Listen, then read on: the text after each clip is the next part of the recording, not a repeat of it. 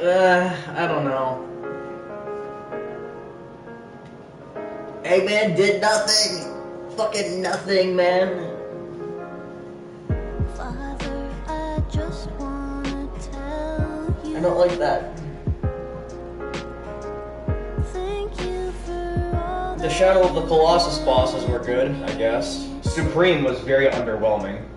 I'm really going to miss you. I mean, to be the easiest out of all four. Okay, fine, he was... So, second was the hardest, then the third one, then Supreme, and then number one was the easiest, but obviously.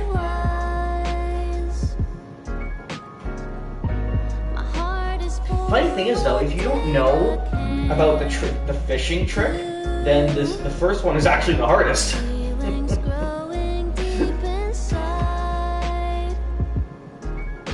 Well, I mean, if you don't know about the fishing trick, but you learn about it by the second island. Which is what happened to me. the story was good. I think the story was actually very good. I don't think it was implemented very well, though. Like, the surface of it was very good. But the implementation was... I mean, the fact that you do everything just by watching very poorly made cutscenes with tokens, I thought that was crap.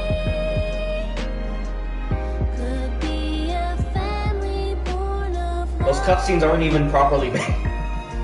They were so robotic and felt so unfinished. Everything else was great though. Like, every cutscene that does not involve tokens was good.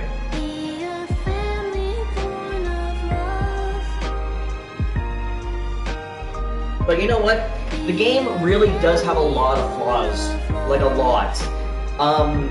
Even before the game was released, like when we were just seeing trailers and stuff, I was very concerned about the fact that there were just rails scattered all over the sky. And nobody else seemed to care except for me. Like, nobody ever... I was the only person to bring this up. And now that the game is out, people are like, oh, those floating rails are so annoying.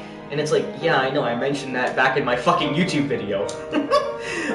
Because they don't feel organic to the island, which they're not.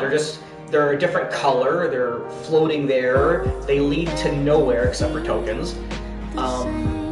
So yeah, they were just very poorly implemented. They were effectively the way of incorporating Sonic things like loops, rails, platforming, ramps, without actually putting them on the island. They just made a flat, regular island of like Shadow of the Colossus or whatever, Breath of the Wild, Genshin Impact, that kind of thing, but then put the rails all over the place. People were complaining about Poppin', which was true, but just the rails being there at all, in my opinion, was more annoying than anything.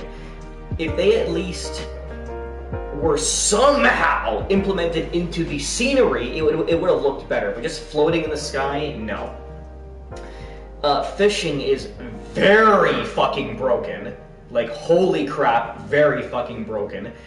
I struggled on the first island and Giganto because I didn't know about fishing. Once I hit Island 2, I went to level 99 like this. I think it's dumb that you can increase your power rapidly, but if you want to increase speed and ring capacity, it's one level at a time, which is so stupid. So, hang on. that was fun. Also, story-wise, it's a little weird because you never learn how Knuckles even got there. Like, I know that they make excuses like, oh, Knuckles, you were here because of this and that, but when they all fell from the plane, it was just Sonic, Amy, and Tails. Like, why was Knuckles even on the island? Well, momentum is a problem, because it doesn't have any. They implemented some strange things though, too, like, for example, if you let go of the analog stick, Sonic immediately stops running. There's no, like, slow down or anything, because there's no fucking momentum. But they made this animation where he skids. It's like, oh, that's why he's able to stop quickly. But no, they just did that as an excuse to, you know, push away from the fact that the game doesn't have any momentum. You gain no momentum when you're, you know, when you're running, when you go up and down hills. Same thing with cyberspace. It's crazy. speaking of cyberspace, by the way, I take back in my video when I said, you see, using things from previous games was because of his memory. Well, I researched it, and first of all, his memory is only mentioned once in the entire game. That's the first thing. But also, even outside of that, I found some hidden and deleted cutscenes and dialogue from the game. I found them on YouTube, which proves that memory loss was actually part of the main story, and then they scrapped it. So as far as I'm concerned, even with that, by the way, I think the whole thing about memory was just an excuse to reuse levels from games like Sonic Adventure 2, Unleashed Generations, but not be criticized for it. I'm not saying the whole game is lame, but I think it's obvious that they reused levels from those games out of laziness and then used it as an excuse, and used memory as an excuse for it. I really think that's very obvious. Additionally, they only use Green Hill, Chemical Plant, Sky Sanctuary, and Speed Highway. Side note, I do like how Speed Highway doesn't actually look like Speed Highway. They made it look a little bit different, thank you for that. But 4 levels, really? 4 fucking levels? There are so many levels that they could have used from Adventure 1, Adventure 2, Heroes, Unleashed, Colors, Generations, Forces, Lost World, even the classic game, like they use Sky Sanctuary and Chemical Plant, those are all classic. Sonic 1, Sonic 2, Sonic 3, and Knuckles, like they could have used so many levels, and they just use the same 4 levels for the whole game. In cyberspace, he runs very slow. God. But the levels were fun for the most part, I guess. Let's see. I think the skill tree is nice that it exists, but it doesn't. It's very, very bare bones. You just click the ability, and that's it. It's like you don't really feel like you're growing. You just click an ability, click an ability, click an ability. You know what I mean? Hang on. This symbol has appeared throughout the whole game, and we still don't even know what it means, or at least I don't. If I missed it, oh well. We saw that symbol in the trailer. We saw that symbol on every island during their like main cutscene, and then of course here. What the fuck does that symbol mean? Sometimes the controls were very bad, and I'm not just talking about the fact that the game has no momentum. Other times with controls just felt really weird. Like sometimes it was like in cyberspace especially, I felt like sometimes if I jumped left or right, Sonic would get like locked and like fall off the side. It's very hard to explain, maybe you experience it too. I also didn't like how a lot of like horrible things from Forces came back.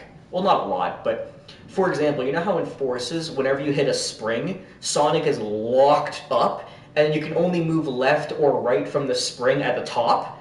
That's in this game too. Like, the amount of times where I would hit a spring and then try to go to a platform on the left side of me or the right side of me, I would have to go straight up because I was locked, and then I would have to jump over. You know what I mean? You couldn't just have the spring go platform. You have to go straight up with the spring, and then once you're locked here, you have to jump left or right. It's like, it was so jarring. The jumping from a spring was horrible. There were multiple times where momentum with jumping was done very badly, so you had to constantly, you know, get to the top of your... Alright, so the stream cut, but I really wanted to make a review out of this. So as I was saying, like, there were a lot of times where you have to get to the top of a jump from like a rail or a spring or whatever, but then you wouldn't be taken where you want to go after reaching the top, so you'd have to jump or double jump to the platform or wherever it is you're trying to go, right? So like you'd hit a spring, move, you go up, and you try to move left, but you can't, because it's like fucking, they poured them from Forces like idiots. But even on a rail, it's like, boom, a rail shoots you, and then it's like, if you don't press anything, you'll just land on the ground. You have to like jump to go to your platform, or jump to the next rail, or jump to whatever it is, right? And it's very bad in that sense, you know? Shit like that is also a very big problem, you know? It's one thing when the platform, like this for example, is starting a path, like this right here is the beginning of a pathway, right? But what I hate is when these things, the boost pads, are just kind of like laying on the ground because you'll be running around and hit one by accident and then boom, you're locked into this. And that's stupid. It's one thing when you see the pathway and you begin it, but the only purpose that these have is to bring you to a path. And that can just be very jarring and disorienting for like most players, and it's also just annoying. That shouldn't, be here at all. I hate that. Anyway, unsurprisingly, while I was streaming there, I spoke for over 20 minutes reviewing the game, and of course the stream cut. What a shock. Anyway, I'm trying to remember things that I was saying in there, but one thing in particular that I talked about on the stream was how I felt that the game was too lenient on what you have to do compared to how much content there is, and then what I would personally do to make the game more full. Because here's the thing, the game has about 30 hours worth of content if you're doing everything, maybe even more if you're collecting every single memory token. But if you're only doing what the game requires, it's like 2 hours, maybe even 3 tops. Because, for example, memory tokens are very easy to get if you're fishing, and the requirement for them is very low. There's also multiple side stories where you're talking to Knuckles, Amy, Tails, and Sage, but you don't have to talk to them in every single cutscene, only a few of them. Additionally, going from each cutscene is fairly fast, fishing is incredibly broken, the requirements are just not enough in terms of what the game has to offer, because, for example, on the very first island, I got every memory token, but for second, third, and fourth island, I didn't get any memory tokens. I mean, like, I got a few. I got a few memory tokens, and then I just fished for the rest of them. So I was able to finish the island covered in memory tokens, but I didn't need them. And you also don't need them for a trophy. So the requirement is just very, very, very low, and I think that they should do more in terms of forcing the player to do more stuff to make the game longer. And I also had an idea to make the game a bit harder, because obviously Supersonic can't die unless you run out of rings or you fail a QTE, but once you hit especially the third and fourth Titan, you are guaranteed to win. Like, guaranteed, because the first one's actually pretty hard, because you're new to this concept, and if you don't know about fishing, Giganto is very, very fucking hard, and I genuinely mean that. The second one is easy, but it has some QTEs that you could pretty easily fail, especially if they are a surprise to you. But once you hit Island 3 and 4, you're not only very familiar with what to do, but you've also probably done some fishing and can just max out your power and kill them in a few seconds. So my idea, to be honest, is this. I think the game should have, like, the story should have been a thing where Sonic does something foolish and awakens the Titans. You know how Giganto, the first one, Sonic thinks that he can fight it, Giganto grabs him and throws him, and he's like, fuck, I'm gonna need the Chaos Emeralds for this. It would be cool if that kind of thing happened, but for all 4 Titans. Also where they don't just fucking appear because you're on their island, but rather Sonic awakens them by doing something, and then you have to kind of like gather all the power. Additionally, I think a good idea would have been, instead of the whole thing of, like, gather the emeralds, lose them. Gather them, lose them. Gather them. That was so fucking dumb, in my opinion. It was just, they were, like, them leaving Sonic's body after a Titan battle is just the Sonic Team's way of making you get them 4 times. I think something better would have been where you have to get 2 Chaos Emeralds per island. So the whole game is about gathering them. Not gathering them 4 times, but gathering them the whole game. You might be thinking, well, if it's 2 emeralds per island, isn't that actually very short? Yeah, but you have to do a lot more to get them. It's kind of like how on the Chaos Island, right? You have to lower that bridge, and if you try to go over the bridge, there's an invisible wall. I actually tried it. That sort of thing is only used a couple times throughout the whole game. It should have been used very often, because you can go around the whole island for the most part right at the beginning of the game. There should have been a lot more ways to restrict the player. I understand they don't want to because it's supposed to be an open world game, but there are ways to maintain the open world feeling, but without letting the player go from point A to B in a few seconds. Like, for example, the challenges, right? All they do is open up your visibility on the map. But what they could have done is open up areas that are blocked off by an invisible wall, forcing you to take your time and actually do things like challenges, collecting items, etc. But again, even challenges are completely optional. Literally all they do is open up the map. And if you don't care about a person if you're not a completionist or getting trophies, and you just want to beat the game, these things are optional, and I really don't think they should be.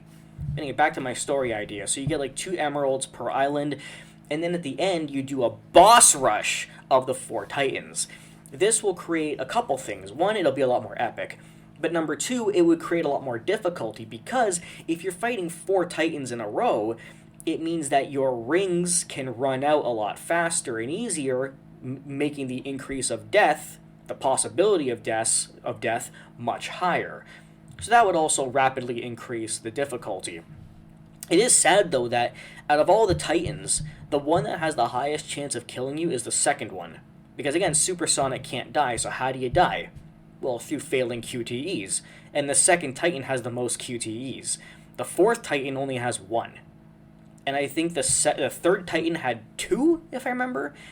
And the 1st titan didn't have any. So, these sort of things needed to be more fleshed out. I understand it was their very first open world game, so they're still learning how to do it. Do I think the next game will be better? Not really, because we are talking about Sonic Team here. And I'm not saying the game is bad. I think the game is good. I think they tried and everything. But there's a lot more they could have done. Like, a lot more. Another thing that I mentioned on the stream that got cut out was, I thought the Guardian fights and the Titans were great, but the regular enemies were crap. I thought they were crap. I thought they were boring, they were generic, very easy to kill. The only time that they were hard to kill was when they were just being obnoxious, because you had to do, because they kept putting the shield back on, right? So it was like, Psyloop, attack, Psyloop, attack, dodge, Psyloop, attack, dodge, Psyloop, attack, dodge, and it was like, it's the same thing.